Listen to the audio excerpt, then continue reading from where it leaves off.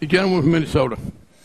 Thank you, Mr. Chairman. I appreciate Mr. Woods being here, and I had a chance to read about half of the book, and I really appreciate the book that you wrote on Meltdown, on the free market look at why the stock market collapsed, economy tanked, government bailouts will make things worse. So thank you for your input on that.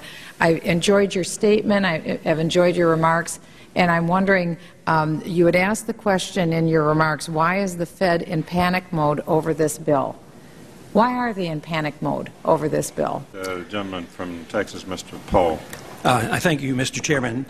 I'm going to make a few comments. I'm not going to ask specific questions. I'd like to submit my questions in writing and then have a follow-up on that. But just a few comments. I wanted to talk about something you wrote on page 6. It said, monetary policy independence prevents governments from succumbing to the temptation to use the central bank to fund budget deficits.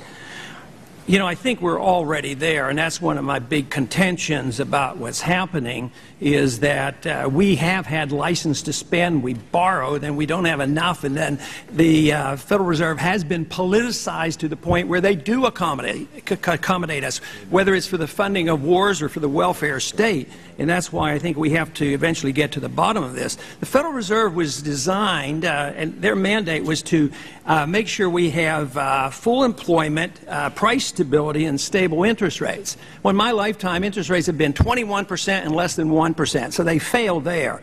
They want a stable dollar and stable prices. Well, we have continuous inflation. We have a 4-cent dollar that started off as $1 in 1913, so it's total failure there. And we don't execute proper oversight, and it's our responsibility, and that's of course what I'm arguing for. It's supposed to have full employment.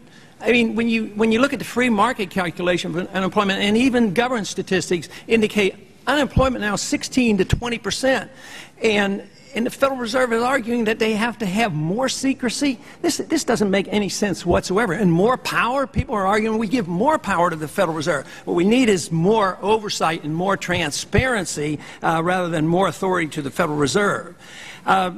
I mentioned earlier, and I think we still have to continue to think about it, is what example have we ever had where the GAO had an influence on policy?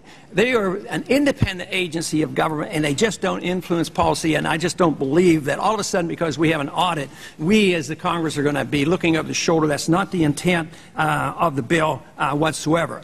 But I want to just mention very briefly about the foreign activity. You've explicitly said don't touch the foreign activity.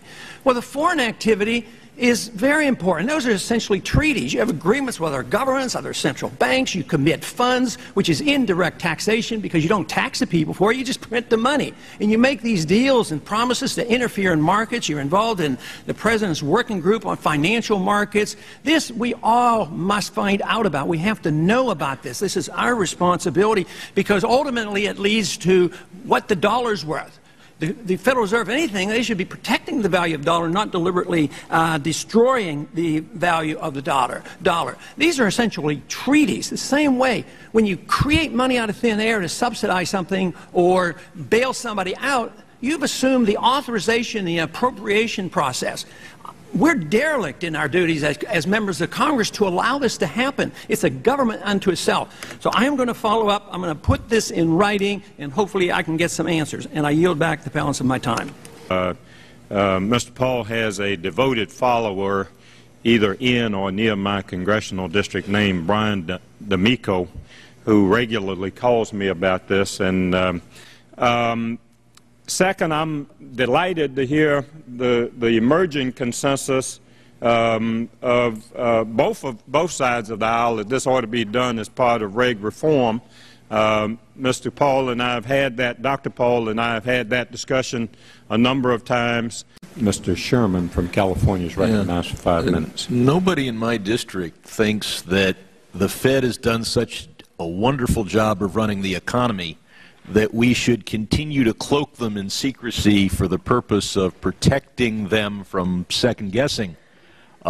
Second-guessing criticism is kind of what goes with being in government.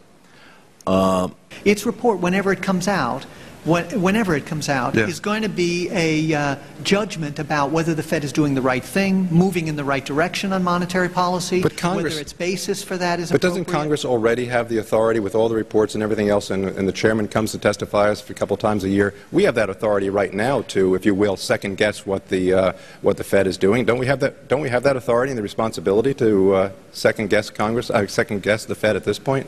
So I think what is different is the GAO establishes a much more intrusive review and process. As I mentioned, it will talk to all of the participants. It will look at all of the underlying data and make a more comprehensive evaluation. So what you're saying? It's not simply a statement of at the end, and so that review gives it a different aura. Yeah, gives its reports a different kind of weight. But what that is basically saying is we can second guess and give you our opinion just as long as we don't know what all the facts are. But if somebody else actually goes in and talks to the people and find out what the facts are, then that report would have more weight because they were actually there. It sounds as though that when we second guess you, we're basing it on inadequate information. The gentleman from Minnesota is next. Thank you, Mr. Chairman. Well, first, I just want to say I support Representative Paul's effort to bring this legislation to the forefront, and I think we do need to review the responsibilities of the Federal Reserve to have a better sense of where we are today. Gentleman from Illinois, Mr. Manzullo. Thank you, Mr. Chairman. I'm a co-sponsor of H.R. 1207. Hope that it proceeds to the floor without being watered down too much. The big concern of the American people really has to go to what happened in September of last year when the Secretary of Treasury came to the members of Congress and said he needed immediately, overnight, $787 billion to buy out troubled assets. Otherwise, the world was going to collapse. And not 1 cent has been spent of that money on buying out troubled assets. We're going on for a year now. People are still waiting. And members of Congress, and I voted against that, are still wondering why they voted on it. But let me ask you this question, Mr. Alvarez. Whenever the Fed gets involved, for example, in pumping money into AIG, etc., is that actually reflected as part of the national debt? No, sir, it's not part of the national debt. It is fully disclosed on our balance sheet, and it shows up on the Federal Reserve's balance sheet, but it's not part of the outstanding debt. So so it's monetized. You just print money. Is that correct? Not exactly, and this is an area where, again, I'm not expert. The Federal Reserve does a variety of transactions to support its lending activities. It lends basically, it has government securities that it can sell in order to raise the funds to make loans. But that's not monetizing the debt. So you're saying that for all the money that's been pumped in to these various institutions, that the Fed and the Treasury, ostensibly, has sufficient reserves to back that up in case of a collapse? So I believe the Federal Reserve does, yes. There are transactions dealing with foreign countries, so you have actions and transactions that are excluded from GAO review.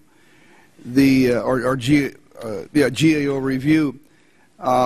It would take an act of Congress, would it not, in order to go into these two areas? Yes, sir. Okay, and that's what H.R. 1207 attempts to do. Isn't that correct? That is correct. So the very Congress, the very body that sets the policy of review, would you not agree, also has the authority to change that policy? Oh, absolutely, sir. And so members of Congress, you would agree, who are very concerned with trying to track all this money, believe that by having more transparency, that the American people will have a better idea as to where their taxpayers' dollars are spent. Wouldn't you agree that the American people have a tremendous amount of interest in this. This is certainly an area for Congress to consider. We're here simply providing our views on what the ramifications would be of that kind of congressional action, and we're concerned about the effects of making the change that 1207 would make. But it is clearly a decision for the Congress. I may submit some questions to you, but I want to thank you for your time and your demeanor. Thank you. Thank you.